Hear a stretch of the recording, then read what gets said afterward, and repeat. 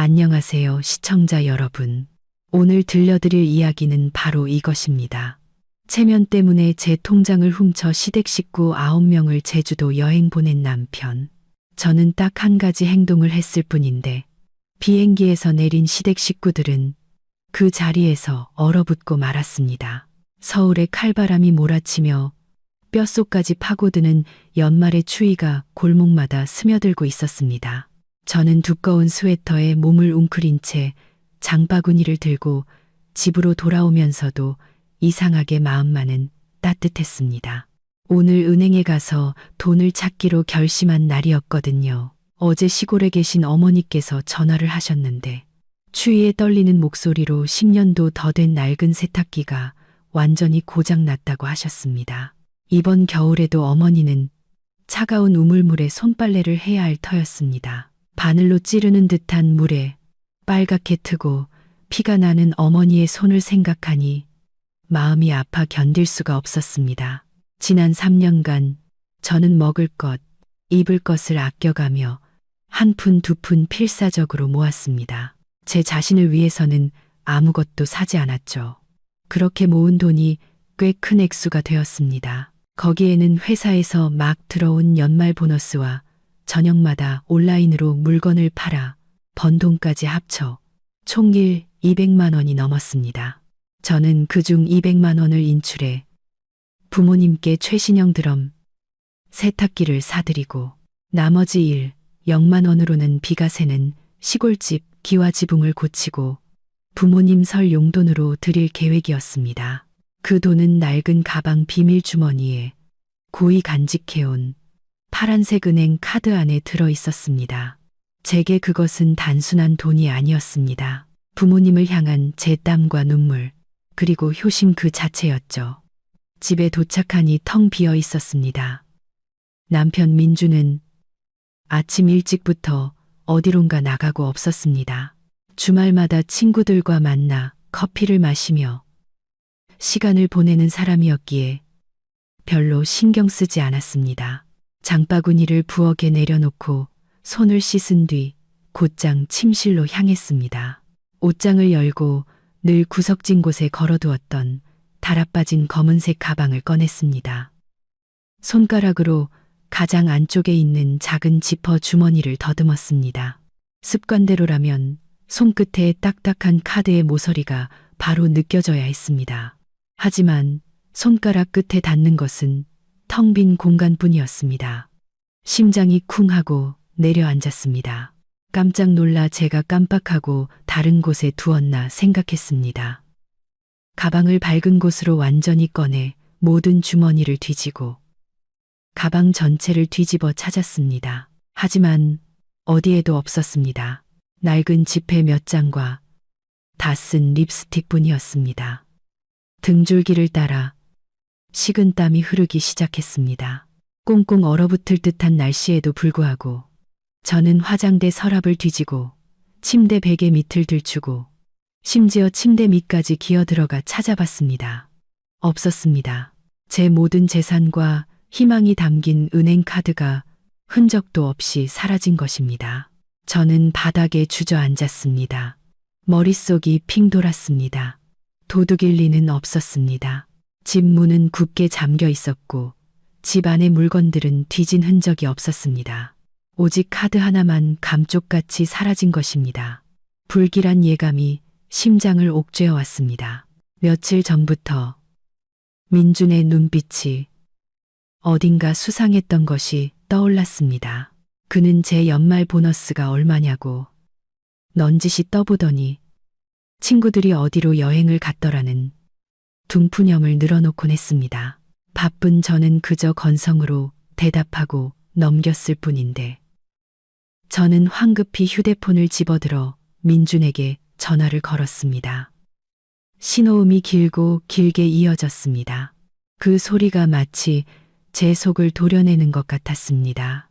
한 번, 두 번, 세 번, 네 번째 전화를 걸었을 때야 상대방이 전화를 받았습니다. 하지만 익숙한 남편의 목소리 대신 시끄러운 소음과 비행시간을 알리는 안내방송, 그리고 많은 사람들의 웃고 떠드는 소리가 들려왔습니다. 잔인한 진실이 눈앞에 펼쳐지기 시작했습니다. 그 어떤 칼날보다도 선명하고 고통스럽게 말입니다. 전화기 너머의 소음은 점점 더 뚜렷해졌습니다. 시어머니 박 여사님이 쩌렁쩌렁 외치는 소리가 들렸습니다. 발 좀 빨리빨리 움직여. 체크인 끝났으면 VIP 라운지 들어가서 편하게 앉아있지. 뭐하러 여기서 다리 아프게 서 있어. 그러자 시누이 미나 씨가 끼어들었습니다. 어우, 진짜 우리 민준이 이번에 통 크게 쐈다니까. 온 가족 해외여행을 다 보내주고 동네 사람들한테 얼마나 자랑거린지 몰라. 나야, 나. 민준이 전화를 받았습니다. 목소리는 서두르는 듯 했지만 흥분을 감추지 못했습니다. 여보세요, 나야. 왜 이렇게 전화를 해대? 나 지금 좀 바쁜데. 저는 심호흡을 하며 목소리의 떨림을 애써 억누르고 단도직입적으로 물었습니다. 당신 어디야? 내 은행 카드 어디 있어? 전화기 저편은 몇 초간 침묵이 흘렀습니다. 이윽고 민준의 비웃음 섞인 목소리가 들려왔습니다. 말투는 뻔뻔하고 무심하게 돌변해 있었습니다. 아, 그게 무슨 대수라고. 나 지금 인천공항이야. 당신 카드는 내가 갖고 있고 부모님이랑 형제들 데리고 며칠 제주도 여행 좀 다녀오려고 잠깐 빌렸어. 요즘 서울이 너무 춥잖아. 부모님 뼈마디도 쑤신다고 하시고 그래서 따뜻한 데로 모시고 가는 거야. 뭘 그렇게 호들갑이야. 그래서 뭘 그렇게 호들갑이야. 저는 그 자리에서 얼어붙었습니다. 잠깐 빌렸다고? 그는 마치 사탕 한 봉지 빌리는 것처럼 가볍게 잠깐 빌렸다는 말을 내뱉었습니다. 그건 200만 원, 제 피땀 어린 돈이었습니다. 뭐라고? 내 카드를 말 한마디 없이 가져갔다고. 그 안에 돈이 얼마 있는지 알아? 우리 부모님 집 고쳐드리고 어머니 세탁기 사드리려고 모은 돈이란 말이야. 당장 돌려줘. 저는 전화기에 대고 소리쳤습니다. 억울함에 눈물이 터져 나왔습니다. 민주는 여전히 태연한 태도를 유지하며 오히려 저를 훈계하려 들었습니다. 그 쪼잔한 성격 좀 버려. 돈이야 언제든 벌면 되잖아. 우리 부모님이 나를 이만큼 키워주셨는데 내가 효도 한번 하겠다는데 뭐가 잘못됐어. 당신은 이 집 며느리로서 시댁에 해준 것도 없으면서 남편이 알아서 챙기겠다는데 왜 그래? 보태주지는 못할 망정 한 푼 두 푼 따지기는. 내 체면 좀 깎지 마. 이만 끊는다. 비행기 타야 돼. 제가 뭐라 더 말하기도 전에 시어머니의 앙칼진 목소리가 전화기 바로 옆에서 들려왔습니다. 아들의 전화기를 빼앗아 저를 꾸짖기 시작했습니다. 예, 서연아, 내가 한마디 하마. 내 남편은 효자야. 우리 대가족을 전부 여행 보내줘서 친척들 보기에도 떳떳하게 해줬다고. 네가 못 갔으면 그냥 집에서 밥이나 하고 청소나 할 것이지. 어디서 전화를 해서 우리 가족 즐거운 분위기를 망쳐. 그깟 푼돈 가지고 뭘 그리 대단한 일인 양 난리야. 속 좁은 것 같으니라고. 시어머니는 말을 마치자마자 전화를 뚝 끊어버렸습니다. 저는 힘없이 팔을 떨어뜨렸고 휴대폰이 침대 위로 떨어졌습니다. 푼돈, 그 돈은 제게 전 재산이었고 시골에 계신 부모님의 희망이었습니다. 그런데 그들 눈에는 고작 체면을 세우고 남들에게 과시하기 위한 도구에 불과했던 것입니다. 시부모님, 시누이 부부와 아이 둘, 시동생 부부와 아이 하나, 총 9명이었습니다. 그리고 그 호화로운 여행의 비용을 지불한 사람은 바로 저, 그들이 입만 열면 구두쇠라고 비난하던 며느리였습니다. 그들은 제 고통과 노력 위에서 즐거워하고 있었습니다. 저는 텅 빈 차가운 방을 둘러보았습니다. 억울함이 목구멍까지 차올랐지만 소리내어 올 수도 없었습니다. 그동안 제가 참고 살아온 모든 것이 시댁 식구들의 이기심과 배은망덕함을 키웠을 뿐이라는 사실을 깨달았습니다. 그들은 저를 가족으로 생각하지 않았습니다. 그저 돈 나오는 기계, 그 이상도 이하도 아니었습니다. 저는 침대 위에 약 15분간 미동도 없이 앉아 있었습니다. 그 15분 동안 고통과 실망에서 시작된 모든 감정은 점차 마비 상태로 변했고 마침내 차가울 정도의 냉정한 깨달음만 남았습니다. 운다고 해결될까? 아니, 애원하면 돈을 돌려줄까? 절대 아닐 겁니다. 민준이 카드를 가져갔다는 것은 이미 계획된 일이었습니다. 예전에 제가 아파서 심부름을 시킨 적이 있어 비밀번호를 알고 있었을 겁니다. 저는 평생의 동반자라 믿었던 사람에게 너무나 큰 신뢰를 주었고 그 결과 쓰디쓴 배신을 맛보게 된 것입니다. 저는 일어나 욕실로 들어가 찬물로 세수를 했습니다. 거울 속에는 눈이 새빨갛게 충혈되었지만 눈빛만은 날카롭게 변한 한 여자가 서 있었습니다. 어제의 착하고 순종적이었던 이서연은 죽었습니다. 오늘 저는 저 김씨 집안에 평생 잊지 못할 교훈을 가르쳐 줄 것입니다. 가장 먼저 저는 카드 발급 계약서와 신분증을 찾아냈습니다. 그리고 휴대폰을 들어 은행 콜센터에 전화를 걸었습니다. 안녕하세요. 카드 분실 신고 및 긴급 계좌 정지를 요청하고 싶습니다. 제 목소리는 또렷하고 단호했습니다. 은행 직원은 본인 확인을 위한 몇 가지 정보를 요구했고 저는 막힘없이 대답했습니다. 신원 확인 후 저는 직원에게 최근 거래 내역을 확인해달라고 요청했습니다. 네, 고객님 계좌에서 방금 발생한 거래 내역은 다음과 같습니다.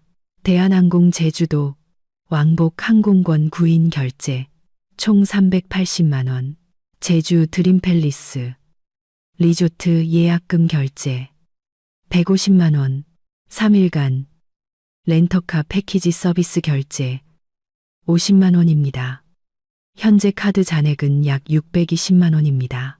불러주는 숫자 하나하나를 들을 때마다 속이 타들어가는 것 같았습니다. 순식간에 600만 원 가까운 돈이 사라진 것입니다. 그들은 어떻게 제 핏땀 어린 돈으로 그렇게 사치스럽게 돈을 쓸 수 있을까요? 비즈니스석 항공권에 5성급 리조트라니.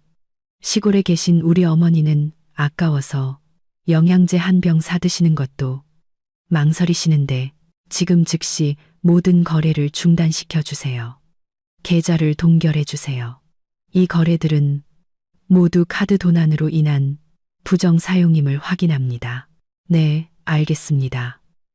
카드 정지 처리가 완료되었습니다. 고객님의 카드는 현재 결제나 현금 인출이 불가능합니다. 저는 안도의 한숨을 내쉬었습니다. 첫 번째 단계는 끝났습니다. 하지만 이것만으로는 부족했습니다.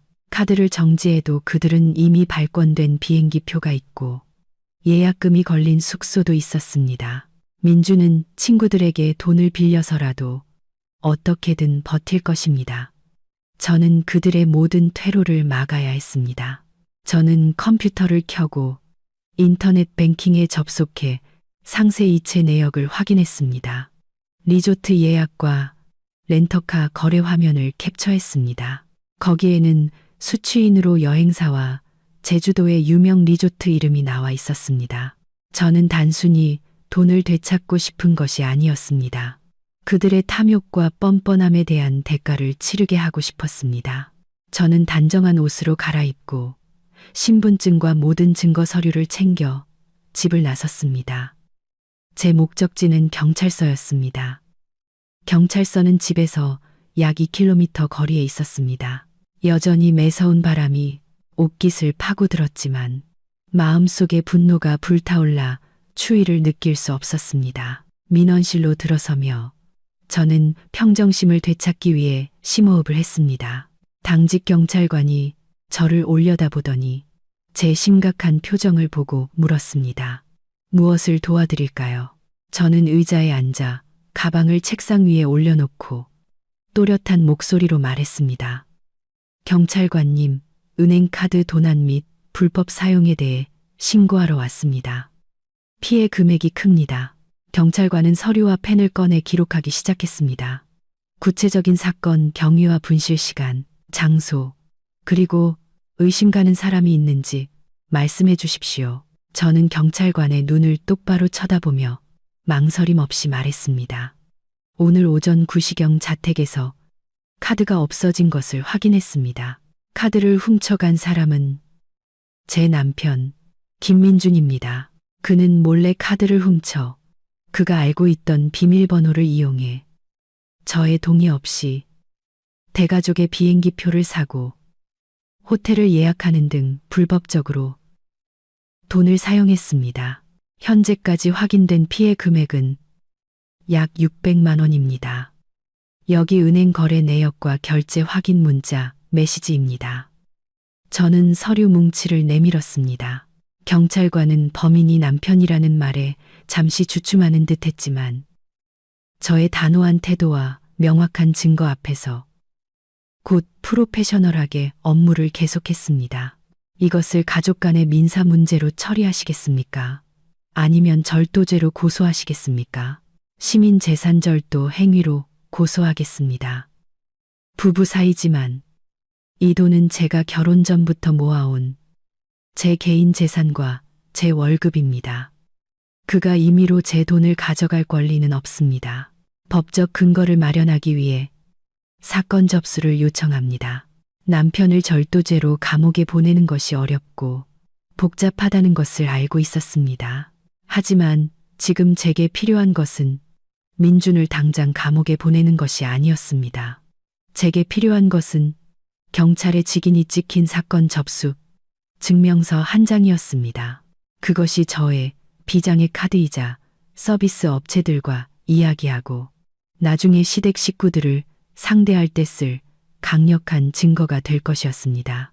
1시간 넘게 진술하고 서류에 서명한 끝에 저는 진정인 이서연이 은행 카드 분실 및 피의자 김민준의 불법 사용 의심 내용이 명기된 사건 접수 증명서를 손에 쥐었습니다. 얇지만 무게감 있는 이 종이를 들고 저는 이제 제가 상황을 주도하게 되었다고 느꼈습니다. 저는 더 이상 남편의 자비만을 기다리는 나약한 아내가 아니었습니다. 경찰서를 나와 저는 휴대폰을 꺼내 계획의 다음 단계를 실행하기 시작했습니다. 민준이 예약금을 걸었던 제주도의 5성급 리조트 콜센터 번호를 찾아 전화를 걸었습니다. 네, 제주 드림 팰리스 리조트입니다. 무엇을 도와드릴까요? 상냥한 안내원의 목소리가 들려왔습니다. 안녕하세요. 저는 비자카드 끝번호 8899의 소유주 이서연입니다. 방금 제 카드가 리조트의 김민준 씨 이름으로 된 단체 예약금 결제에 사용되었다는 알림을 받았습니다. 오늘 체크인 예정일 겁니다. 네, 잠시만요. 확인해 보겠습니다. 맞습니다. 고객님. 김민준 고객님께서 오션뷰 디럭스룸 3개를 예약하셨고 예약금으로 150만 원이 결제되었습니다. 잔액은 체크인 시 결제 예정입니다. 저는 목소리에 힘을 주어 한 글자 한 글자 힘주어 말했습니다. 알려드릴 것이 있습니다. 그 카드는 도난당한 카드입니다. 저는 방금 경찰서와 은행에 신고를 마쳤습니다. 계좌는 동결되었고 경찰의 사건 접수 증명서가 지금 제 손에 있습니다. 저는 귀사 측에 즉시 이 예약을 취소하고 부정거래 규정에 따라 제 카드로 금액을 환불해 줄 것을 요구합니다. 만약 이 사실을 알고도 투숙객을 받는다면 귀사 역시 범죄 수익 취득의 공범이 될 수 있으며 은행은 그 금액을 귀사로부터 환수 조치할 것입니다. 전화기 저편이 조용해졌습니다. 다급하게 키보드를 두드리는 소리가 들리더니 곧 당황한 기색이 역력한 직원의 목소리가 들려왔습니다. 고객님, 진정하시고 혹시 경찰서 접수 증명서 사진과 카드 소유주 증빙 자료를 저희 공식 채널로 보내주실 수 있으실까요? 즉시 관리자에게 보고하여 처리하겠습니다. 네, 바로 보내겠습니다. 잘 처리해 주세요. 그 일행이 도착하더라도 절대 체크인 시켜주시면 안 됩니다. 추가로 발생하는 어떤 비용에 대해서도 저는 책임지지 않겠습니다. 저는 즉시 리조트 공식 채널로 신분증 사진, 그리고 가장 중요한 경찰서, 접수 증명서 사진을 전송했습니다. 5분 후 리조트 관리자가 제게 직접 전화를 걸어왔습니다. 그의 목소리는 매우 정중하고 걱정스러워 보였습니다. 이서연 고객님, 저희가 정보를 확인했습니다. 불미스러운 일에 대해 사과드립니다. 저희는 카드 도난 정보를 접수했으며 규정에 따라 결제 카드가 유효하지 않으므로 이 예약을 취소해야만 합니다. 예약금은 조사 절차를 위해 보류되지만 김민준 고객님 가족은 현금이나 다른 카드로 다시 결제하지 않는 한 절대 체크인할 수 없습니다. 감사합니다. 아, 그리고 한 가지 더요. 제 남편이 7인승 렌터카도 예약했던데 어느 업체인지 아시나요? 제 거래 내역에는 약자로만 나와 있어서요. 관리자는 아마도 법적 분쟁을 피하고 싶었는지 적극적으로 도와주었습니다.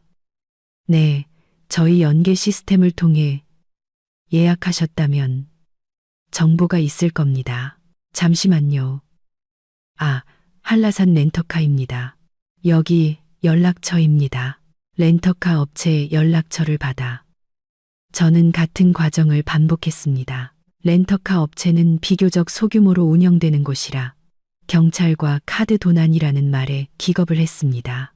그들은 차가 이미 공항으로 손님을 맞으러 나갔음에도 불구하고 즉시 예약을 취소하겠다고 약속했습니다. 걱정 마십시오.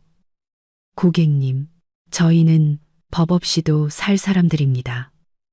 법적인 문제에 엮이고 싶지 않습니다. 기사에게 바로 연락해서 돌아오라고 하겠습니다. 손님은 태우지 않을 겁니다. 저는 전화를 끊고 시계를 보았습니다. 이제 오전 11시 민준과 그 대가족을 태운 비행기가 곧 제주공항에 착륙할 시간이었습니다. 저는 9명의 사람들이 양손 가득 짐을 들고 설레는 마음으로 공항을 나서며 신선한 바다 공기를 마시고 화려한 해산물 파티와 푹신한 침대에서의 단잠을 꿈꾸는 모습을 상상했습니다. 그들은 자신들의 마법 지팡이였던 제 은행 카드가 이미 효력을 잃었다는 사실을 까맣게 모르고 있었습니다. 덫은 놓였습니다. 제가 악해서가 아니라 그들의 탐욕이 스스로를 막다른 길로 몰아넣은 것입니다. 저는 경찰서 앞 공원 벤치에 앉아 씁쓸하지만 만족스러운 미소를 지었습니다. 게임은 이제부터 시작이었습니다. 시계가 정오 12시를 가리킬 때쯤 저는 집으로 돌아왔습니다. 배가 고팠지만 밥 생각은 전혀 없었습니다. 컵라면 하나를 끓여 먹으며 컴퓨터를 켰습니다. 제가 함께 가지 않았더라도 시댁 식구들, 특히 시누이 미나 씨의 SNS 중독 성향을 고려하면 그들의 일거수일투족이 실시간으로 올라올 것이 뻔했습니다. 예상대로였습니다. 미나 씨의 인스타그램에 들어가자마자 새로운 게시물들이 눈에 들어왔습니다. 첫 번째 사진은 인천공항에서 9명의 대가족이 나란히 서서 찍은 인증샷이었습니다. 모두가 활짝 웃고 있었습니다. 시어머니는 자짓빛 벨벳 한복을 차려입고 목에는 커다란 가짜 진주 목걸이를 걸고 미나 씨가 선물한 짝퉁 명품 가방을 들고 있었습니다. 사진 밑에 달린 글귀는 정말이지 가증스러웠습니다. 추운 서울 겨울은 안녕. 우리 가족은 추위 피하러 떠나요. 이 멋진 여행을 후원해준 우리 막내 민준이 고마워. 세상에서 제일 사랑해. 그 밑에는 친척들과 친구들의 부러움 섞인 댓글이 줄을 이었습니다. 우와, 너무 좋겠다. 박 여사님 최고네요. 민준이 정말 대단하다. 새언니는 왜 같이 안 갔어? 즐겁게 놀다 와. 선물 잊지 말고. 미나 씨는 의기양양한 말투로 하나하나 답글을 달고 있었습니다. 새언니는 일이 바빠서 못 왔어요. 아쉽지만 뭐 저희끼리 신나게 놀다 올게요. 선물은 걱정 마세요. 15분 전에 막 올라온 최신 게시물을 확인했습니다. 라이브 방송, 영상이었습니다. 클릭하자 햇살 가득한 제주공항의 풍경이 나타났습니다. 바닷바람에 시어머니의 한복 자락에 흩날리고 있었습니다. 시어머니는 휴대폰을 빙빙 돌리며 주변 풍경을 자랑하고 있었습니다. 여러분, 안녕하세요. 저 지금 제주도에 왔어요. 어머나 세상에. 날씨가 너무 좋고 따뜻해요. 서울 추위를 벗어나니 살 것 같네. 우리 애들은 지금 짐 찾고 있고 조금 있으면 전용 차량이 우리를 5성급 리조트로 모시러 올 거예요. 이 늙은이가 평생 처음으로 5성급 리조트에 가보네. 듣자 하니 궁전처럼 멋지다던데. 영상 속에서 민준이 조카들에게 짐을 카트에 실으라고 지시하는 모습이 얼핏 보였습니다. 그의 얼굴은 거만함으로 가득했고 이따금 머리를 쓸어 넘기며 옷매무새를 가다듬었습니다. 아마도 온 가족을 먹여 살리는 재벌이라도 된 듯한 기분을 만끽하고 있는 듯 했습니다. 그는 자신의 자금줄이 이미 오래전에 막혔다는 사실을 꿈에도 모르고 있었습니다. 시동생은 셀카봉을 들고 아내와 아이들을 찍으며 큰 소리로 외치고 있었습니다.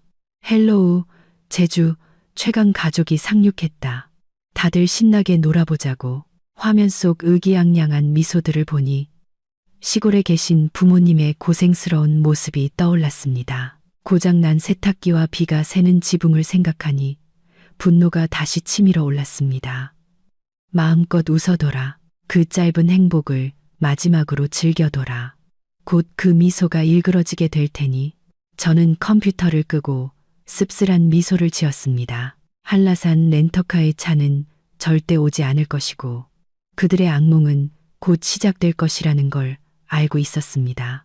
저는 휴대폰을 책상 위에 내려놓고 벨 소리를 가장 크게 설정한 뒤 따뜻한 물 한 잔을 따르고 조용히 기다렸습니다. 진짜 재미있는 연극은 아직 시작도 하지 않았으니까요. 정확히 12시 30분 제 휴대폰이 울렸습니다. 모르는 번호였지만 렌터카 업체에서 상황 보고를 위해 전화한 것임을 직감했습니다. 여보세요. 이서연 고객님 맞으시죠? 저 한라산 렌터카입니다. 네, 맞습니다. 상황이 어떻게 됐나요? 네, 저희 기사님이 방금 보고했는데 고객님 가족분들이 공항 밖으로 나와서 차를 재촉하는 전화를 했다고 합니다.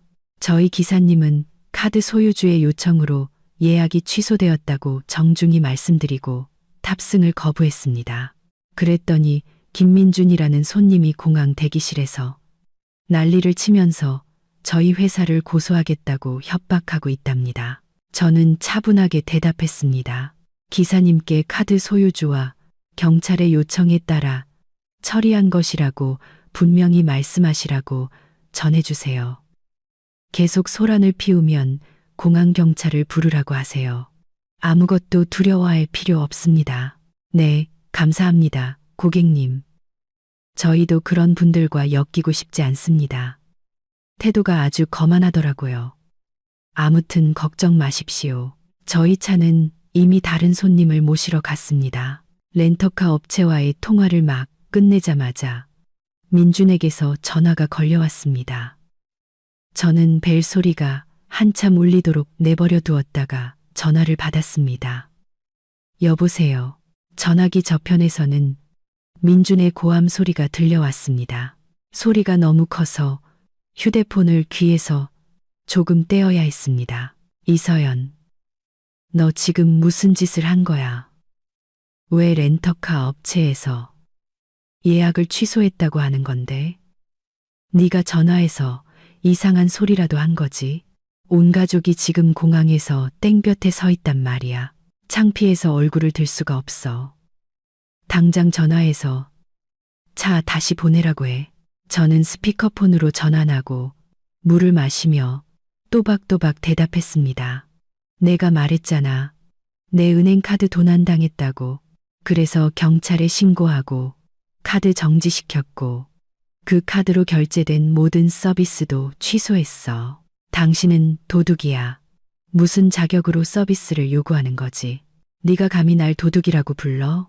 난 네 남편이야. 너 미쳤어? 지금 부모님은 피곤해하시고 애들은 울고불고 난리인데 너 우리 가족 다 죽일 셈이야? 당장 카드 정지 풀고 차. 다시 불러. 민주는 분노와 당혹감에 목소리가 갈라져라 소리쳤습니다. 똑똑히 들어. 김민준. 그 카드에 든 돈은 내 피땀이야. 당신이 세상 사람들 앞에서 체면 차리라고 있는 돈이 아니라고. 가족들 여행 보내주고 싶으면 당신 돈으로 차를 빌려. 나는 당신들 사치스러운 생활에 봉사할 의무 없어. 자업자득이야. 시어머니가 전화기를 빼앗아 고함치는 소리가 들렸습니다. 이서연, 이 되바라진 거사. 너, 나 여기서 말라 죽는 꼴 보고 싶어? 내가 명령하는데 당장 카드 정지 풀어. 안 그러면 집에 가서 널 내쫓아 버릴 테니까. 이 독사 같은 것, 어머니, 소리 지르셔도 소용없어요. 제주도에서는 아무도 어머니 말씀 안 들어줘요. 그리고 미리 말씀드리는데 차뿐만 아니라 리조트도 취소됐어요. 어머니 귀한 아드님더러 알아서 하라고 하세요. 말을 마치고 저는 전화를 끊어버렸습니다. 전화기 저편이 아수라장이 되었을 것임은 불보듯 뻔했습니다. 늘 대접받는데 익숙했던 9명의 사람들이 이제 낯선 공항 한복판에서 산더미 같은 짐과 함께 버려진 신세가 된 것입니다. 차도 없이 민주는 이제 어떻게 할까요? 분명 그는 제가 경찰에 신고해서 카드가 정지되었다는 사실을 가족들에게 말하지 못할 겁니다. 기술적인 오류나 은행 문제라고 거짓말을 하겠죠. 그리고 울며 겨자 먹기로 자기 돈을 꺼내 택시 2대를 잡아온 가족을 리조트로 데려갈 것입니다. 어디 계산 좀 해볼까요?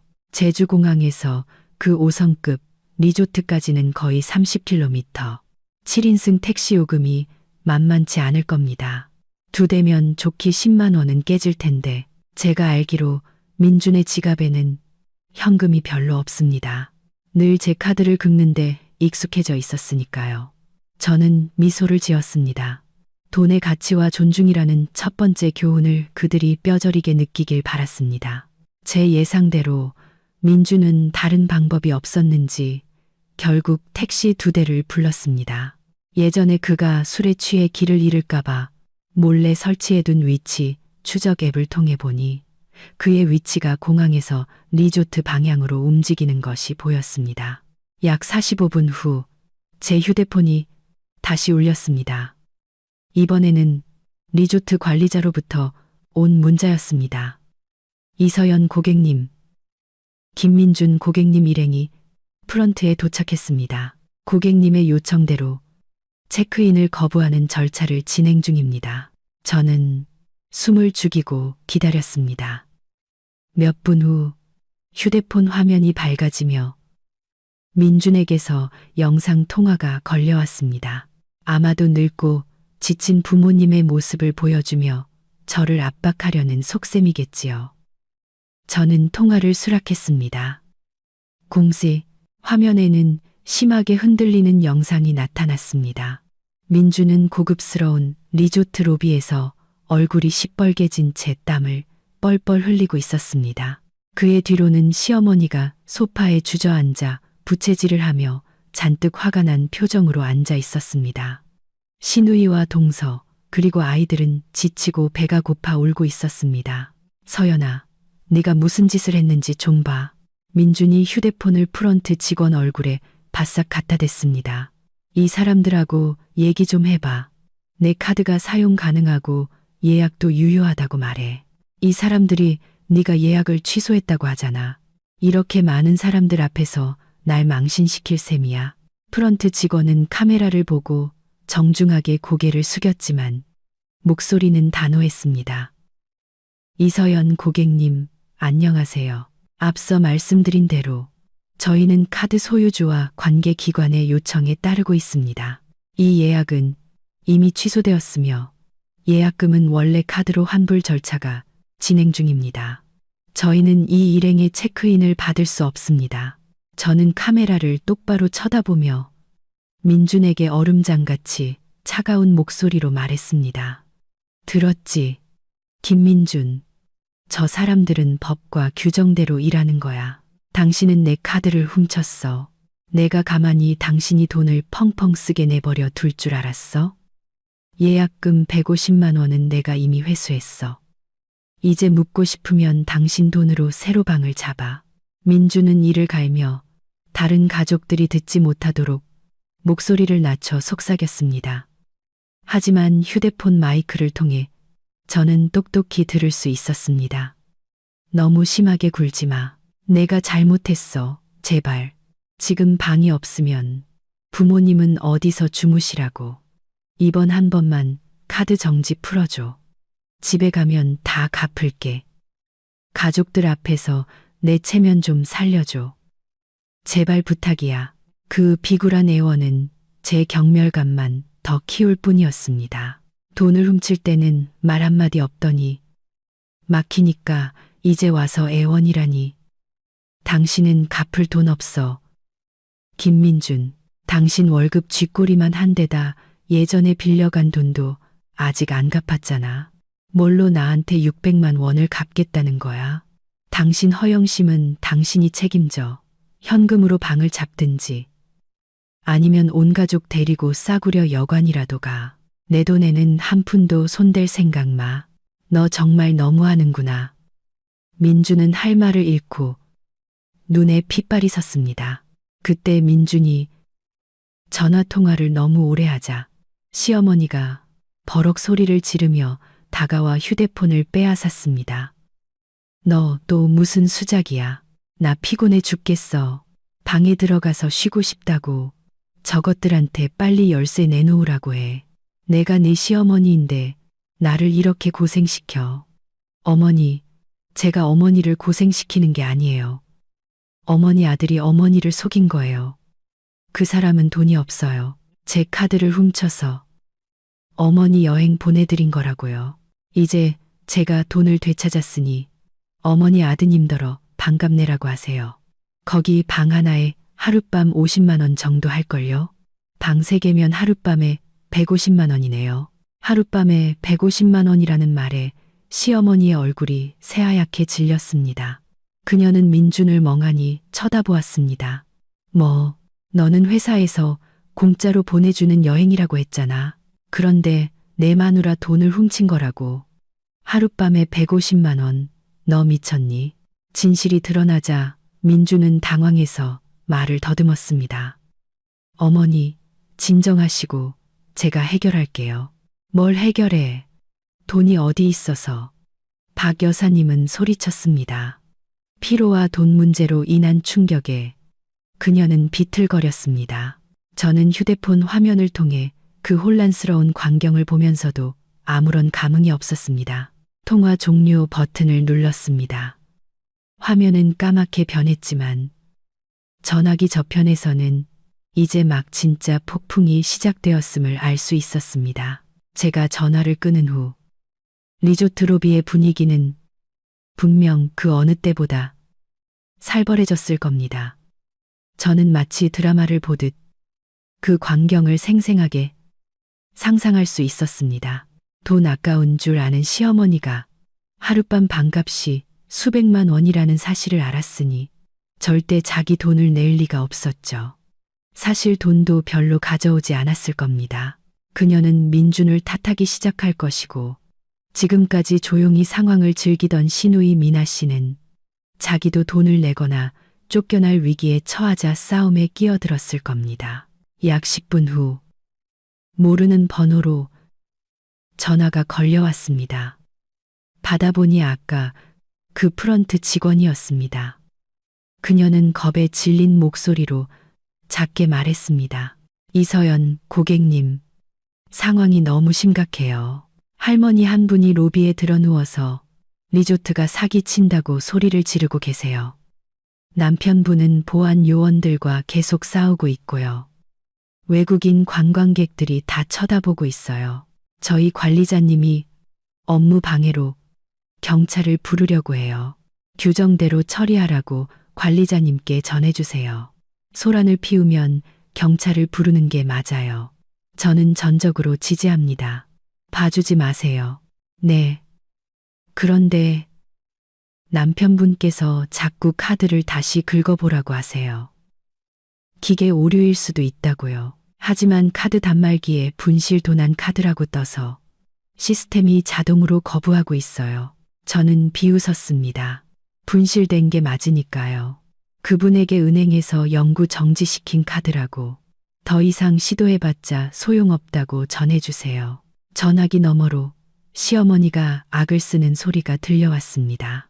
아이고, 세상에, 며느리가 시어머니를 죽이네. 카드 정지시켜서 우리 가족 길바닥에 나앉게 만들었어. 나처럼 불쌍한 사람이 또 있을까? 보안 요원이 엄하게 말했습니다. 할머님, 공공장소에서 질서를 지켜주십시오. 계속 소란을 피우시면 저희는 할머님을 로비 밖으로 모실 수밖에 없습니다. 민준이 목에 핏대를 세우며 따졌습니다. 당신들 내가 누군지 알아. 나 VIP 고객이야. 감히 손님을 쫓아내. 손님께서는 객실 요금을 지불하지 않으셨습니다. 사용하신 카드는 거절되었고 예약은 취소되었습니다. 손님은 저희 고객이 아닙니다. 즉시 가족분들과 함께 나가주십시오. 결국 보안팀의 단호한 태도와 주변 관광객들의 경멸, 어린 시선 앞에서 민준의 가족은 리조트 로비를 떠날 수밖에 없었습니다. 9명의 사람들이 무거운 캐리어를 끌고 제주도의 뜨거운 정오 햇살 아래로 쫓겨났습니다. 방금 전까지만 해도 화려한 인증샷을 올리던 미나 씨는 이제 창피해서 얼굴을 가리고 있을 겁니다. 5성급 리조트에서의 휴양이라는 꿈은 천국의 문턱에서 산산조각 났습니다. 이제 그들은 어디로 갈까요? 주머니 속 푼돈으로는 성수기에 괜찮은 호텔을 구하기는 불가능할 겁니다. 그리고 무엇보다도 민준의 체면은 온 가족 앞에서 산산이 부서졌습니다. 리조트에서 쫓겨난 민준의 가족은 길가에 망연자실 서 있었습니다. 낭만적으로 느껴졌던 바닷바람은 이제 짜증스럽고 피곤하게만 느껴졌습니다. 아이들은 배고프고 덥다며 울기 시작했습니다. 저는 민준의 다음 행동을 예측할 수 있었습니다. 그는 지인에게 도움을 청할 것입니다. 제주도에서 꽤 성공적으로 사업을 하는 대학 동기 2명이 있었습니다. 예전에 술자리에서 민준은 제주도에 가면 자기 형제들이 알아서 다 챙겨줄 거라고 자랑하곤 했습니다. 하지만 민준은 제가 한 발 앞서 나갔다는 사실을 몰랐습니다. 경찰서에 신고를 마치자마자 저는 그 친구들의 아내들에게 메시지를 보냈습니다. SNS 친구였고 가끔 교류하는 사이였죠. 저는 매우 정중하지만 강력한 메시지를 보냈습니다. 언니, 바쁘신데 죄송해요. 저희 남편 민준 씨가 요즘 도박에 빠져서 빚더미에 앉았어요. 제 적금을 전부 훔치고 사업 투자한다며 여기저기 돈을 빌렸는데 사실은 빚쟁이들을 피해온 가족을 데리고 호화 여행을 떠난 거였어요. 제가 방금 경찰에 신고해서 카드 정지를 시켰어요. 혹시 민준 씨가 돈을 빌려달라거나 신세를 지겠다고 전화하면 조심하세요. 언니네까지 피해를 볼까봐 걱정돼서요. 정말 속상해요. 그 아내들은 민준의 허풍을 익히 알고 있었기에 제 말을 바로 믿었습니다. 오히려 저를 위로하며 남편들에게 골칫거리에 엮이지 말라고 단단히 일러두겠다고 약속했습니다. 그래서 민준이 친구에게 전화를 걸었을 때 그 결과는 참담했을 겁니다. 약 15분 후 민준이 다시 제게 전화를 걸었습니다. 이번에는 목소리에 힘이 하나도 없었고 애처롭게 애원하는 투였습니다. 서연아, 내가 잘못했어. 정말 미안해. 근데 지금 온 가족이 길바닥에 서 있어. 갈 데가 없어. 친구들한테 전화했는데 받질 않거나 출장 갔다고 핑계를 대. 제발. 카드 정지 풀어서 5만 원만, 아니 3만 원만 쓸 수 있게 해줘. 부모님이랑 애들 씻고 밥 먹일 여관이라도 잡게. 애들이 배고파서 쓰러지기 직전이야. 저는 냉정하게 대답했습니다. 당신 친구들 참 좋네. 자기 안에 돈 훔치는 사람이랑은 상종하기 싫었나 보지. 김민준, 당신은 남자야. 당신이 벌인 일은 당신이 해결해. 주머니에 애들 빵 사줄 몇 푼도 없어. 애들 핑계 대면서 나 협박하지 마. 당신이 흥청망청 놀 때 내가 집에서라면 먹고 있을 거란 생각은 안 해봤어. 서연아, 너 왜 이렇게 못됐어? 날 막다른 길로 몰아넣을 셈이야. 내가 아니라 당신이 스스로를 몰아넣은 거야. 조언 하나 해줄게. 근처 분식집 가서 싸게 밥 먹고 골목에 있는 허름한 여관 찾아봐. 하룻밤에 3만 원이면 될 거야. 분수에 맞게 살아. 리조트랑 해산물은 꿈도 꾸지 말고. 저는 전화를 끊고 민준의 번호를 잠시 차단했습니다. 조용한 오후를 보내고 싶었기 때문입니다. 오늘 밤은 그들에게 끝없이 긴 밤이 될 것임을 알았습니다. 돈도 없고 차도 없고 친구에게 외면당하고 가족에게 원망받는 밤. 허영심의 대가는 제가 지켜낸 일 200만 원보다 훨씬 비쌌습니다. 저는 일어나 기지개를 켰습니다. 서울의 날씨는 여전히 추웠지만 제 마음은 승리의 불길로 타오르고 있었습니다. 마트에 가서 맛있는 저녁거리를 사서 나 자신을 위해 멋진 식사를 준비할 겁니다. 그들이 낯선 땅에서 굴욕감을 곱씹고 있는 동안에요. 서울은 이미 어둑해졌습니다. 저는 방금 따뜻한 소고기 전골과 함께 맛있는 저녁 식사를 마쳤습니다. 저렴하지만 마음을 따뜻하게 해주는 와인 한 잔으로 스스로에게 상을 주었습니다. 조용한 방에서 휴대폰을 열어 민준의 위치를 확인했습니다. 용두암 근처 한 지점에서 움직이지 않고 있었습니다. 제 예상이 맞았습니다. 그들은 막다른 길에 다다른 것입니다. 제주도 역시 어둠이 내렸습니다. 하지만 시댁 식구들이 꿈꾸던 화려한 리조트의 불빛과는 달리 냉혹한 현실이 그들을 덮치고 있었습니다. 성수기라 방을 구할 수 없었고 방이 남은 곳은 민준의 주머니 사정으로는 감당할 수 없을 만큼 비쌌습니다. 골목 안 허름한 여관들은 만실이거나 시설이 너무 낡아 시어머니가 문 앞에서부터 입을 삐죽이며 불평했습니다. 이런 돼지우리 같은 데서 어떻게 자? 차라리 밖에서 자는 게 낫겠다. 민준이 겨우 찾아낸 허름한 여관 앞에서 시어머니는 그렇게 선언했습니다. 결국 9명의 사람들은 용두암 근처 공원으로 가서 지친 몸을 이끌고 벤치에 앉았습니다. 밤이 되자 바닷바람이 강해지며 짠내와 냉기를 몰고 왔습니다. 공항에서 멋을 냈던 신우이와 동서의 얇은 옷은 이제 아무 소용이 없었습니다.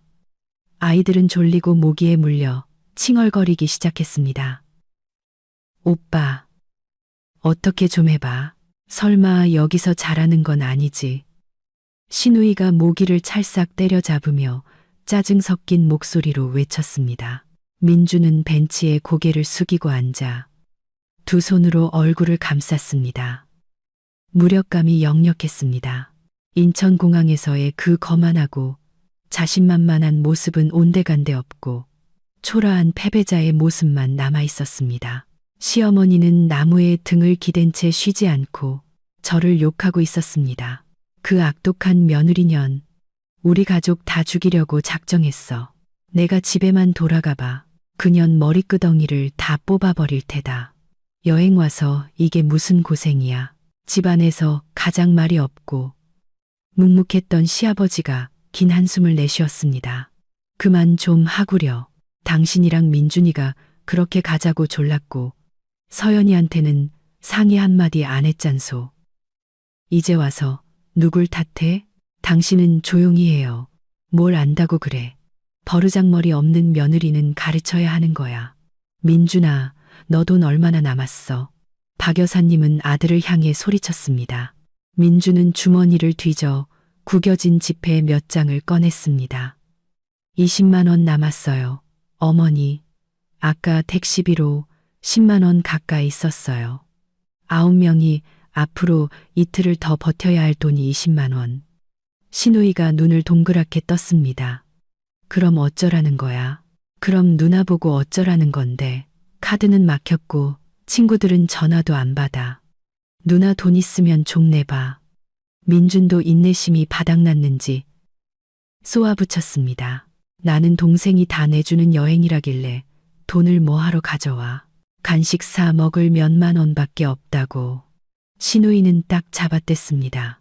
그녀가 비상금을 늘 숨겨 다닌다는 것을 알았지만 온 가족을 위해 돈을 쓸 리가 만무했습니다. 공원 한 구석에 팽팽한 긴장감이 흘렀습니다. 산책하던 관광객들이 호기심과 동정 어린 눈으로 그들을 쳐다보았습니다. 멀끔하게 차려입은 9명의 가족이 짐더미와 함께 공원에 쭈그려 앉아있는 모습. 그들은 마치 고급 피난민처럼 보였습니다. 저는 휴대폰 화면을 보며 제주도 모기들이 그들의 살을 물어뜯는 장면을 상상했습니다. 오늘 밤은 아주 긴 밤이 될 것입니다. 그들이 체면이라는 두 글자에 대해 충분히 반성할 시간을 갖게 될 밤이었습니다. 남쪽 바다의 눈부신 아침 햇살이 공원 벤치에서 선잠을 자던 9명의 사람들을 깨웠습니다. 모두가 머리는 헝클어지고 잠을 설쳐 눈 밑은 잠했습니다. 시어머니는 딱딱한 벤치에서 웅크리고 잔 탓에 허리가 아프다며 신음했습니다. 배고파. 엄마. 배고파. 시동생의 어린 아들이 울음을 터뜨렸습니다. 아이의 울음소리가 침울한 분위기를 갈랐습니다. 어른들의 배에서도 꼬르륵 소리가 나기 시작했습니다. 비행기에서 먹은 간단한 식사 이후 거의 하루 동안 길에서 급히 산 생수 몇 병 외에는 아무것도 먹지 못했습니다. 민준이 힘없이 일어나 옷에 먼지를 털었습니다. 그는 5만 원짜리 지폐 한 장을 들고 머뭇거리며 말했습니다. 제가 아침 사올게요. 다들 뭐 드실래요? 뜨끈한 거, 해물뚝배기나 그런 거. 배고파 죽겠어. 시어머니는 습관처럼 명령했습니다. 민준이 얼굴을 찡그렸습니다. 어머니, 여기서 그런 건 비싸요. 한 그릇에 10,000원이 넘어요. 9명이 먹으면 남은 돈 절반이 날아가요. 그냥 김밥이나 삼각김밥으로 때워요. 뭐? 내 어미더러 김밥을 먹으라고? 내가 휴양 와서 길바닥에서 김밥이나 씹으라는 거야. 박 여사님이 발끈했습니다. 그럼 굶으실래요? 드실래요? 돈은 이게 전부예요. 민준도 더 이상 가짜 효자 노릇을 할 수 없었는지 퉁명스럽게 쏘아붙였습니다. 결국 꼬르륵거리는 배와 민준의 텅 빈 지갑 앞에서 온 가족은 냉혹한 현실을 받아들일 수밖에 없었습니다. 민준은 김밥 9줄과 생수 몇 병을 사왔습니다. 아침 식사는 무거운 침묵 속에서 진행되었습니다. 시어머니는 마치 지푸라기를 씹는 듯한 표정으로 김밥을 씹었고 신우이는 거울을 보며 목이 물린 자국을 보고 한숨을 쉬었습니다. 식사가 끝나자 또 다른 문제가 생겼습니다. 화장실과 샤워. 공중 화장실은 더럽고 냄새가 났습니다. 깔끔 떨기 좋아하는 그들이 발을 들여놓을 리 없었습니다. 나 씻고 싶어. 몸이 근질거려 죽겠어. 민준아, 어떻게든 해봐. 계속 이렇게 있을 순 없어. 박 여사님은 또다시 불평을 시작했습니다. 민준은 머리를 쥐어뜯었습니다. 그는 숙소를 해결하지 못하면 온 가족이 폭발할 것임을 알았습니다. 그는 결국 길가의 한 카페로 가족들을 이끌었습니다. 잠시 쉬면서 화장실을 이용하고 다음 계획을 세울 요량이었습니다. 카페에서 민주는 계속해서 여기저기 전화를 걸어 도움을 청했지만 돌아오는 것은 끝없는 통화 연결음과 정중한 거절뿐이었습니다. 그의 아내 카드 절도 사건은 제가 보낸 경고 메시지 덕분에 친구들 사이에 빛의 속도로 퍼져나갔습니다. 오빠, 그냥 우리 돌아가면 안 될까? 시동생의 아내가 조심스럽게 말했습니다. 여기서 돈도 없고 숙소도 없이 애들만 고생이야. 어떻게 돌아가? 아까 항공사에 전화해 봤는데 돌아가는 비행기 표도 취소됐대. 카드 주인이 분실 신고를 해서 모든 예약이 취소되고 환불 처리됐다고 하더라고. 돌아가려면 표를 새로 사야 해. 그럼 새언니한테 전화해서 사과하고 카드 정지 풀어서 표 바꾸게 해달라고 해. 민준이 씁쓸하게 웃었습니다. 내가 전화 안 해봤을 것 같아? 내 번호 차단했어. 그 사람 성격 내가 알아. 한 번 마음먹으면 끝까지 가. 우리한테 고통을 맛보게 하려는 거야. 그때 길 건너편 해산물 식당의 광고판을 본 박 여사님의 눈이 반짝 빛났습니다. 싱싱한 해산물, 저렴한 가격. 에이, 어차피 이렇게 된 거. 점심은 저기 가서 해산물이나 실컷 먹자. 속 터져 죽겠네. 더는 김밥 같은 거 못 먹어. 제주도까지 와서 해산물도 못 먹으면 집에 있는 것만 못해. 어머니, 돈이 어디 있어서요. 민준이 경악했습니다. 너 15만 원 넘게 남았지. 가서 싼 걸로 몇 개 시켜. 나 꽃게가 너무 먹고 싶어. 박 여사님은 단호하게 일어나 손주 손을 잡고 길을 건넜고 당황한 민준이 그 뒤를 허둥지둥 따라갔습니다. 즐기고 싶다는 욕망과 헛된 체면이 그들의 이성을 마비시켰습니다. 그들은 마치 불나방처럼 식당으로 뛰어들었습니다. 앞으로 어떤 굴욕적인 연극이 기다리고 있는지도 모른 채 말입니다. 박 여사님이 고른 저렴한 해산물 식당도 그들의 현재 주머니 사정으로는 결코 싸지 않았습니다. 식당에 들어서자마자 새우구이와 꽃게찜의 고소한 냄새가 코를 찔렀고 텅 빈 배는 더욱 요동쳤습니다. 직원이 달려와 반갑게 맞이했습니다. 9분이세요. 시원한 안쪽 큰 자리로 모시겠습니다. 뭐 드시겠어요? 오늘 꽃게가 아주 싱싱합니다. 자연산 대하도 좋고요. 박 여사님은 자신의 비참한 처지를 까맣게 잊고 수족관을 가리켰습니다. 꽃게 2kg 쪄주시고 오징어 튀김 하나, 새우 소금구이도요. 아, 애들 밥 말아 먹게 해물탕 큰 것도 하나 주세요. 옆에 서 있던 민준의 얼굴이 새하얗게 질렸습니다. 그는 급히 어머니의 옷소매를 잡아당겼습니다. 어머니, 너무 많아요. 돈 없어요. 볶음밥이나 국수 같은 싼 걸로 시켜요. 너 제정신이야? 해산물 식당 와서 볶음밥을 먹게. 그냥 시켜. 모자라면 내가 보탤게. 내가 옷주머니에 몇만 원 숨겨둔 거 있어. 박 여사님은 민준의 손을 뿌리치고 여전히 수족관의 꽃게에서 눈을 떼지 못했습니다. 어머니가 돈을 보태준다는 말에 민준은 약간 안도했습니다. 그는 속으로 계산했습니다.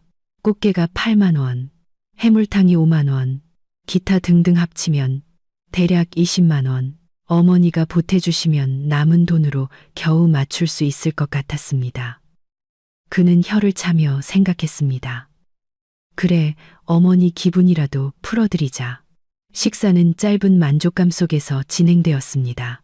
시어머니는 꽃게를 발라 먹으며 연신 맛있다고 칭찬했고 허리 통증과 목이 물린 것도 잊은 듯 했습니다. 시누이는 SNS에 먹방 라이브를 하며 인생이 나를 힘들게 할지라도 맛있는 건 먹어야지 라는 글을 올렸습니다. 하지만 즐거움은 짧았습니다. 식사가 끝나고 직원이 계산서를 가져왔습니다. 총 25만 5천 원입니다. 민주는 계산서를 들고 손을 벌벌 떨었습니다. 그는 주머니를 다 뒤져 남은 돈을 모두 꺼내 세고 또 세었습니다. 18만 5천 원. 그는 어머니에게 속삭였습니다. 어머니, 저 18만 5천 원밖에 없어요. 어머니가 말씀하신 돈 좀 주세요. 박 여사님은 옷 주머니를 뒤져 2만 원짜리 지폐 한 장과 잔돈 몇 푼을 꺼냈습니다. 여기 나 2만 5천 원밖에 없네. 난 내가 돈 더 있는 줄 알았지. 온 가족이 긁어모은 돈은 총 21만 원. 여전히 4만 5천 원이 부족했습니다.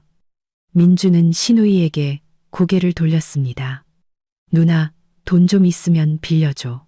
시누이는 얼굴을 찡그렸습니다. 나 돈 없다고 했잖아. 아, 택시비 하려고 5천 원 남은 거 있네. 온 가족이 주머니를 뒤지고 아이들의 비상금까지 털었지만 결국 4만 원이 부족했습니다. 민주는 땀을 뻘뻘 흘리며 식당 주인에게 말을 더듬었습니다. 사장님, 저희가 지갑을 잃어버려서요. 지금 있는 돈을 다 모아도 이것밖에 안 되는데 4만 원이 부족합니다.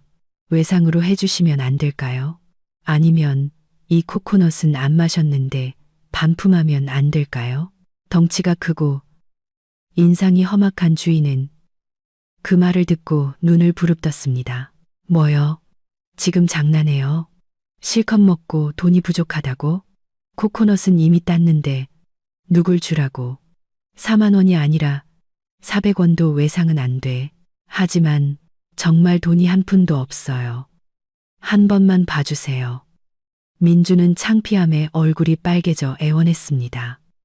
주변 테이블 손님들이 힐끔거리기 시작했습니다. 돈도 없으면서 왜 비싼 걸 시켜 먹어? 멀쩡하게 생겨서 밥값 떼먹으려고 하네. 돈 다 못 내면 이 가게에서 한 발짝도 못 나갈 줄 알아. 경찰 부르기 전에 주인이 소리쳤습니다. 박 여사님은 겁에 질려 아들 등 뒤로 숨었고 시누이는 손으로 얼굴을 가렸습니다. 바로 그때 옆 테이블에 앉아있던 한 손님이 겁에 질린 아이들이 안쓰러웠는지 일어나 5만 원짜리 지폐 한 장을 꺼냈습니다. 사장님, 그냥 제가 낼게요. 얼마 되지도 않는 돈인데 너무 그러지 마세요. 주인은 돈을 받아들고는 흥 소리를 내며 민준의 가족에게 경멸의 눈빛을 던졌습니다. 운 좋은 줄 아시오. 다음부터는 돈 없으면 입을 닫든가. 꼴도 보기 싫으니 썩 꺼져. 9명의 가족은 굴욕감 속에서 고개도 들지 못하고 식당을 빠져나왔습니다. 맛있었던 해산물은 순식간에 목구멍에서 쓴맛으로 변했습니다. 민준의 마지막 남은 체면은 낯선 사람들 앞에서 산산조각 났습니다. 시댁 식구들이 제주도에서 굴욕적인 시간을 보내는 동안 저 역시 집에 가만히 앉아 있지만은 않았습니다. 뱀을 잡으려면 머리를 쳐야 한다는 것을 알았습니다.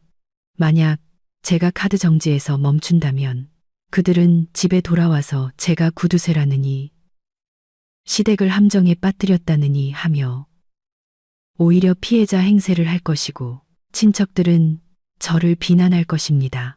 저는 한 발 앞서 나가야 했습니다. 온 친척들이 민준의 진짜 얼굴과 제 행동의 정당한 이유를 알게 해야 했습니다. 저는 휴대폰을 열어 김씨 집안의 대가족 카카오톡 단체 채팅방에 들어갔습니다. 그곳에는 민준과 시어머니가 그토록 체면을 중시하는 시골의 고모, 삼촌들이 모두 있었습니다. 저는 길지만 애통한 어조로 그러나 증거를 완벽히 갖춘 메시지를 작성했습니다. 존경하는 집안 어르신들께 저는 민준 씨 아내 이서연입니다. 이렇게 불미스러운 일로 심려를 끼쳐드려 죄송합니다. 하지만 너무나 억울한 마음에 말씀드리지 않을 수 없었습니다. 남편 김민준 씨가 몰래 제 은행 카드를 훔쳐갔습니다. 그 안에는 제가 저희 부모님 집을 수리해드리고 설 선물을 사드리기 위해 모은 200만 원이 들어 있었습니다. 남편은 제게 말 한마디 없이 그 돈으로 어머니와 시누이, 시동생 네 가족을 모두 데리고 호화스러운 제주도 여행을 떠났습니다. 항공권과 리조트 예약에만 반나절 만에 600만 원 가까이 썼습니다. 저는 이 사실을 발견하고 절도 행위를 막기 위해 경찰에 신고할 수밖에 없었습니다. 여기 경찰서 사건 접수 증명서와 은행 거래 내역을 증거로 첨부합니다. 제 피땀 어린 돈이었기에 어쩔 수 없는 선택이었습니다. 지금 그들은 제주도에서 카드가 막혀 어려움을 겪고 있겠지만 그것은 그들이 자초한 결과입니다. 제가 이 글을 올리는 이유는 어르신들께서 사정을 정확히 알아주시고 나중에 남편과 시어머니가 저를 불효한 며느리라고 모함하는 일이 없도록 하기 위함입니다. 들어주셔서 감사합니다. 저는 경찰서, 접수 증명서, 사진, 민준이 카드를 가져갔다고 인정한 문자 메시지, 그리고 사치스러운 지출 내역이 담긴 은행 명세서 사진을 함께 전송했습니다. 메시지가 전송되자마자 단체 채팅방은 폭발했습니다. 시아버지의 형님인 큰아버님께서 바로 메시지를 보내셨습니다. 세상에 민준이가 이렇게까지 막돼 먹은 놈인 줄은 몰랐구나.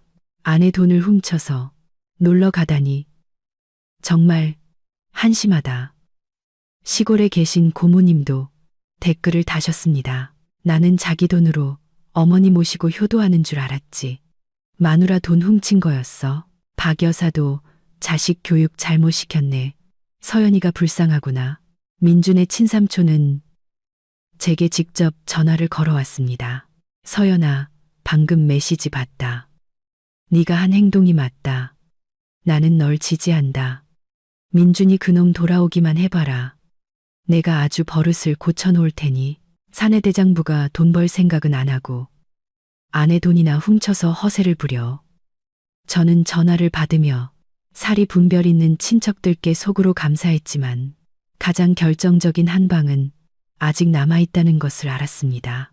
저는 집안에서 가장 발언권이 세고 돈을 자주 빌려주시던 민준의 고모님께 전화를 걸었습니다.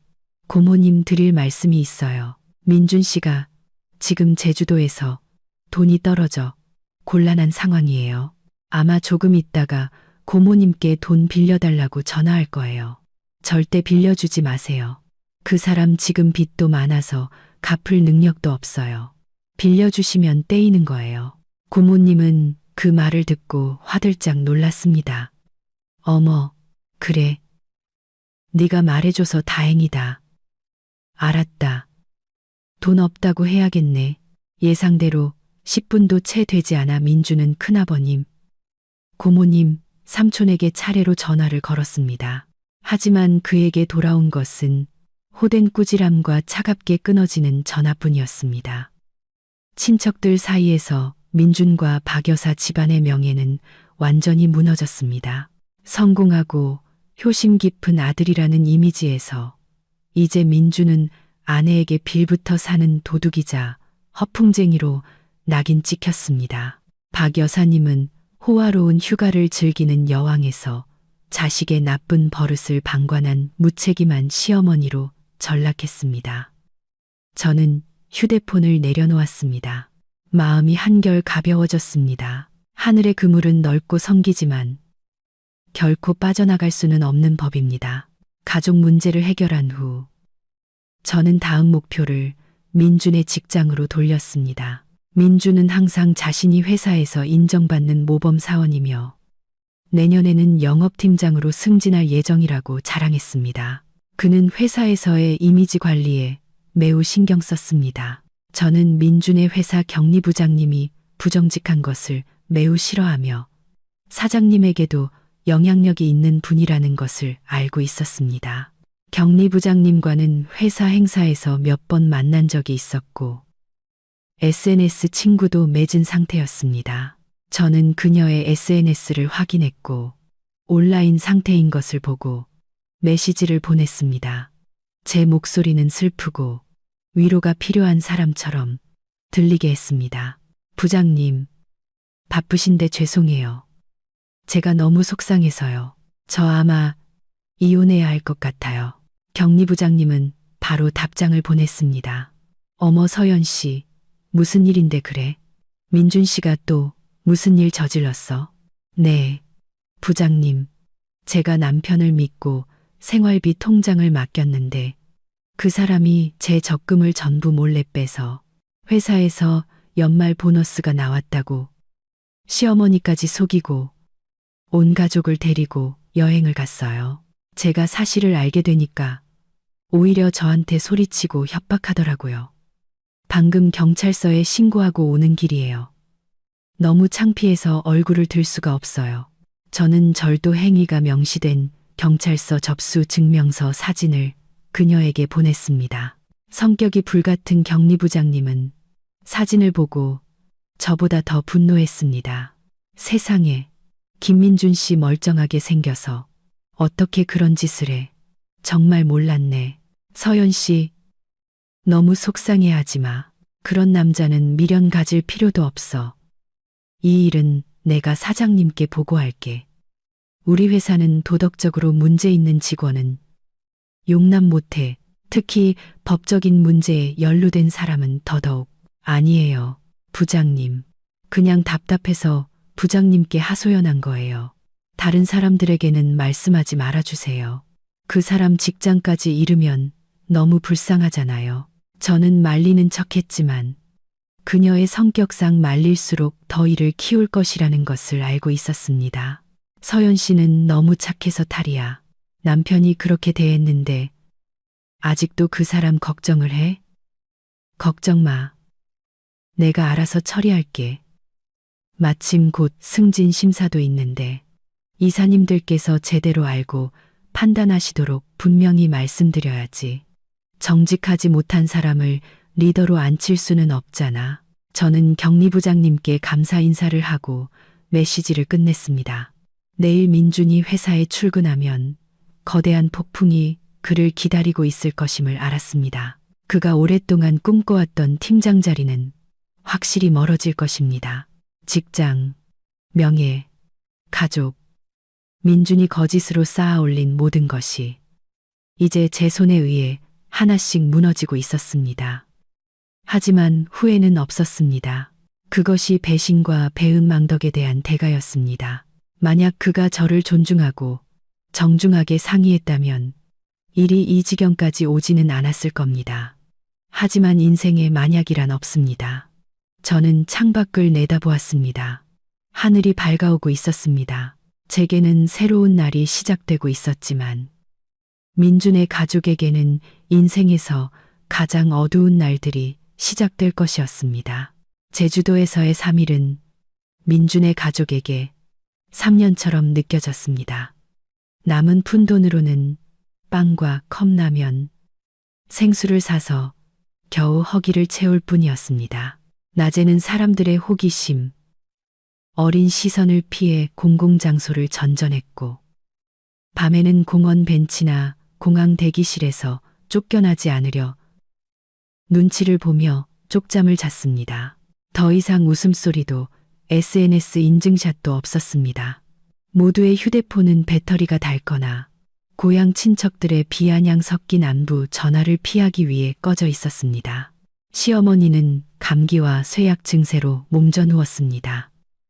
그녀는 끙끙 앓으며 끊임없이 아들을 원망했습니다.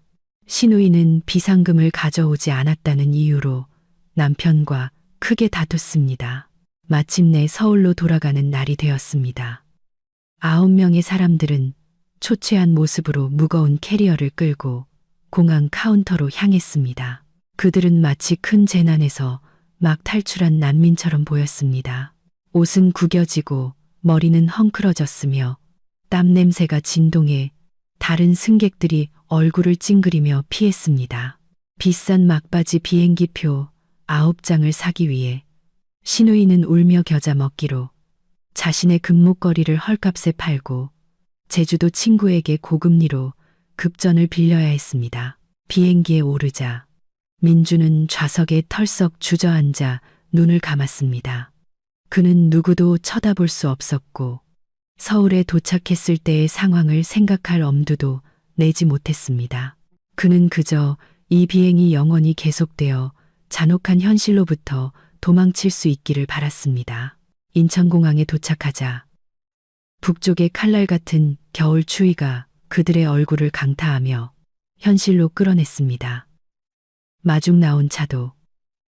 그들은 택시를 탈 돈이 없어 버스와 지하철을 여러 번 갈아타며 겨우 집으로 돌아왔습니다. 집 문을 열고 들어서자마자 시어머니는 소파 위로 쓰러지며 통곡했습니다. 아이고, 내 팔자야. 이게 무슨 고생이람. 여행이 아니라 감옥살이였어. 서연이 어디 있어? 이리 나와봐. 네 시험이 이제 죽게 생겼다. 저는 방에서 걸어 나왔습니다. 손에는 두툼한 서류 봉투를 들고 있었습니다. 저는 그들을 놀라울 정도로 평온한 눈빛으로 바라보았습니다. 더 이상 두려움도 인내도 없었습니다. 오직 차가운 결심만이 남아 있었습니다. 어머니, 오셨어요. 여행은 즐거우셨어요. 저는 부드럽지만 비꼬는 투로 물었습니다. 네가 감히 그런 말을 해? 네가 우리 가족을 이 꼴로 만들어 놓고 뻔뻔하게 얼굴을 내밀어. 내가 당장 민준이한테 너랑 이혼하라고 할 거야. 이 되바라진 것. 박 여사님은 남은 힘을 쥐어짜 소리쳤습니다. 민준은 옆에서 고개를 푹 숙인 채 한마디도 하지 못했습니다. 그는 이제 자신에게 발언권이 없다는 것을 알고 있었습니다. 저는 서류 봉투를 테이블 위에 내려놓았습니다. 탁하는 소리가 긴장된 공간에 울려 퍼졌습니다. 어머니께서 말씀하지 않으셔도 제가 이미 준비했습니다. 시댁 식구들은 테이블 위의 서류를 멍하니 쳐다보았습니다. 민준이 떨리는 손으로 서류를 집어들자 이혼 신청서라는 글자가 눈에 들어왔고 그는 충격에 휩싸였습니다. 서연아, 너 진심이야. 고작 돈 문제 때문에 이 가정을 깨려는 거야. 민준이 힘없는 목소리로 더듬거렸습니다. 저는 씁쓸하게 웃었습니다. 고작 돈 문제라고? 당신은 내 피땀 어린 돈일 200만 원을 훔쳤어. 나를 속이고 무시하고 당신 가족들과 합세해서 내 노력을 짓밟았어. 당신에게는 그게 작은 일일지 모르지만 나에게는 용서할 수 없는 배신이야. 내가 잘못했어. 내가 이래서 다 갚을게. 제발 일 크게 만들지 마. 민준이 필사적으로 매달렸습니다. 갚는다고?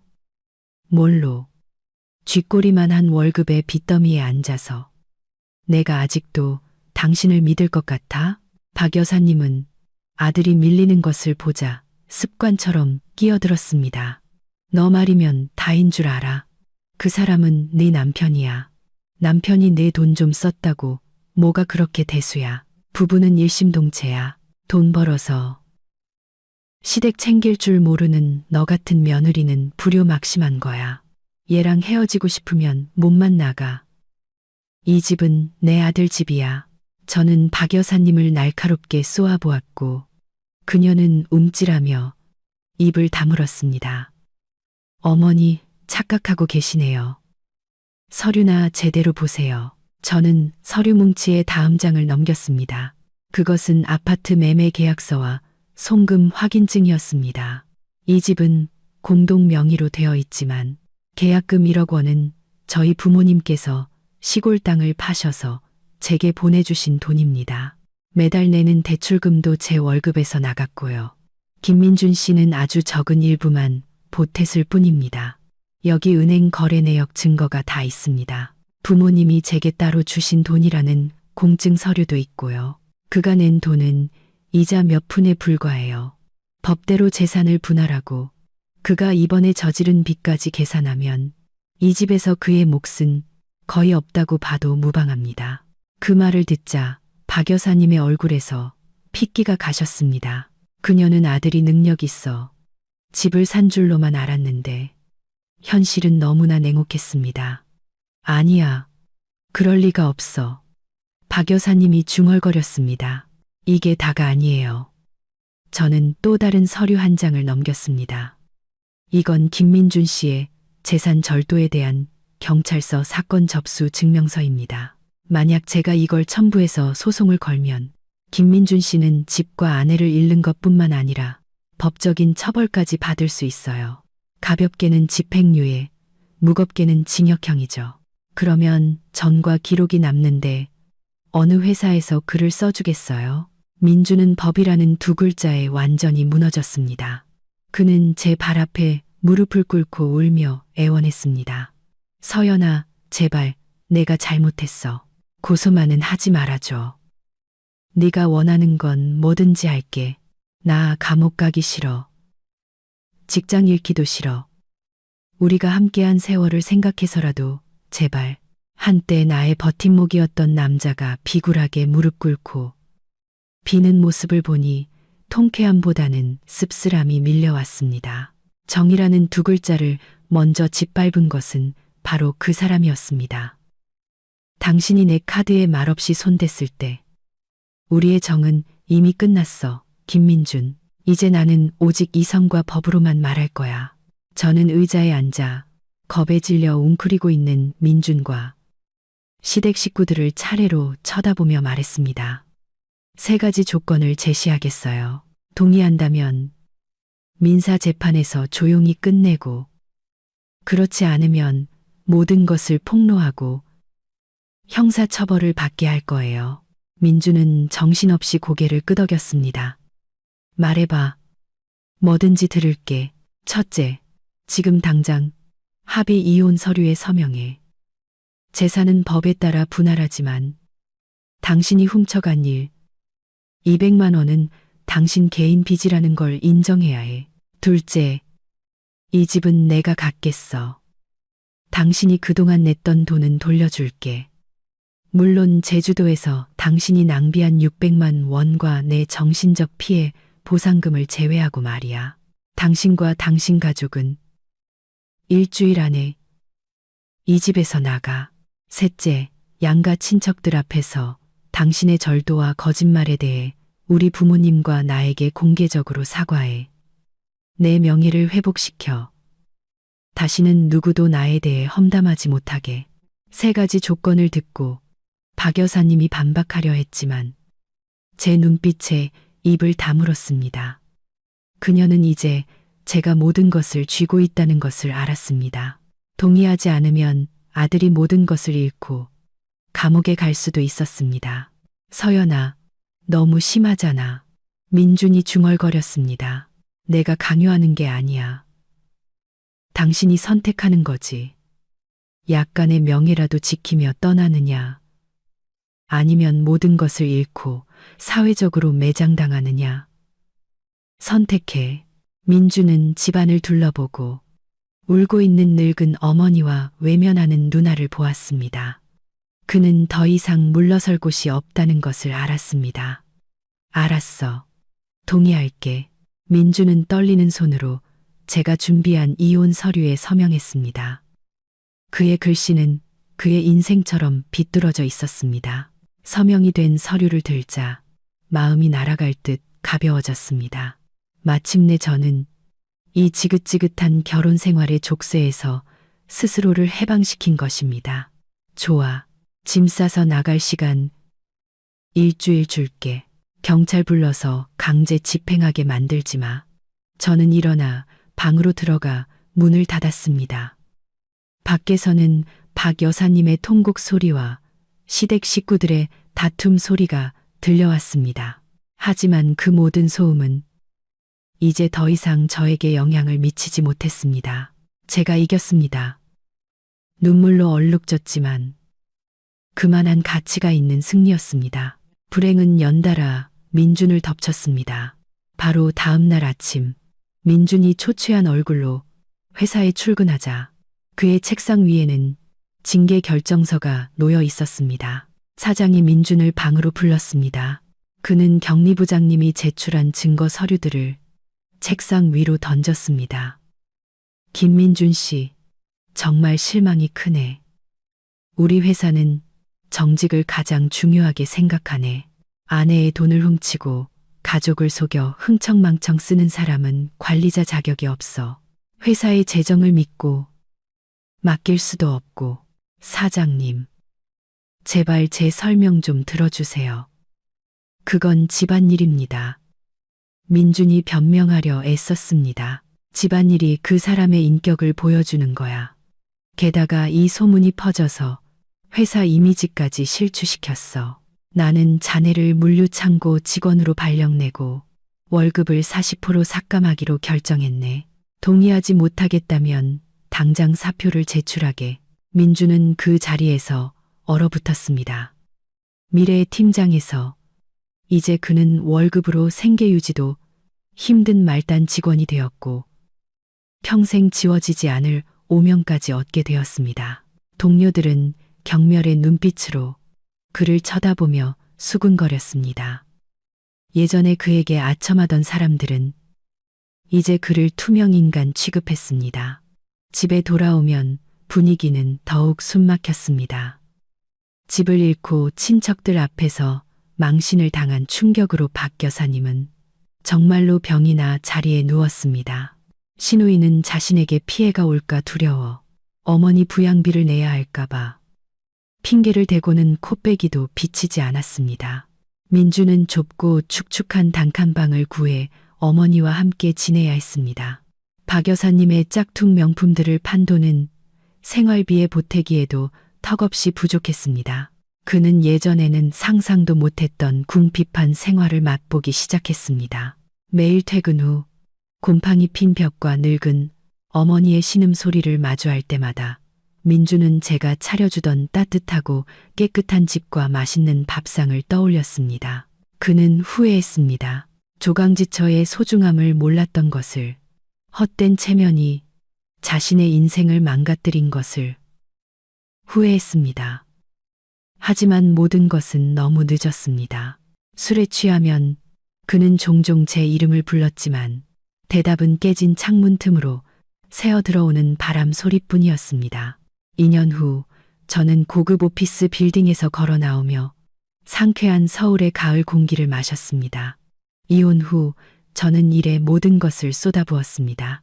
끊임없는 노력과 해방된 능력 덕분에 저는 높은 연봉을 받는 프로젝트 매니저로 승진했습니다. 예전 집은 팔고 도심에 더 가깝고 안전한 고급 아파트를 새로 샀습니다. 시골의 부모님은 이제 건강하고 즐겁게 지내십니다.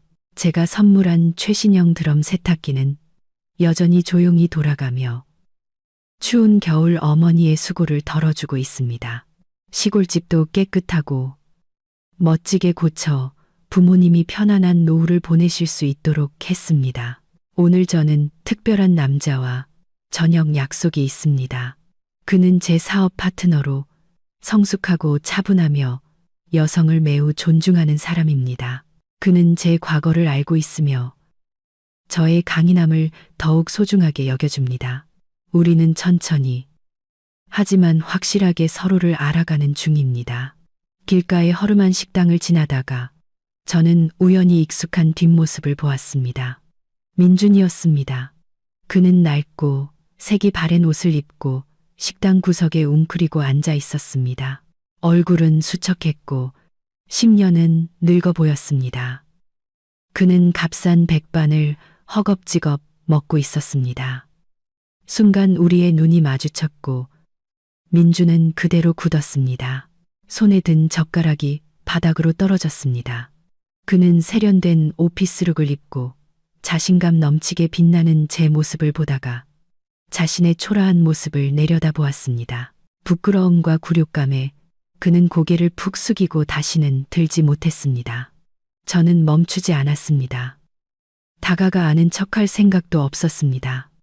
모든 원한은 이미 연기처럼 사라졌습니다. 제게 그는 이제 그저 모르는 사람, 저를 더 성장하게 만든 과거의 값비싼 교훈일 뿐이었습니다. 저는 미소를 지으며 앞으로 나아갔습니다. 화려한 불빛과 진정한 행복이 저를 기다리는 곳으로. 제 이야기는 이렇게 끝이 나지만 하나의 진리를 남깁니다. 결혼 생활에서 존중과 진심은 가장 중요한 기초입니다. 헛된 체면 때문에 당신의 동반자를 짓밟지 마십시오. 그리고 여성들이여, 항상 독립적이고 주체적이며 자신을 사랑할 줄 알아야 합니다. 결코 잘못된 것을 용납하지 마십시오. 자신의 가치를 지키기 위해 강하게 맞서 싸우십시오. 그때 비로소 진정한 행복이 당신에게 미소 지을 것입니다. 마지막 순간까지 들어주신 모든 분께 진심으로 감사드립니다. 다음 이야기에서 다시 뵙겠습니다.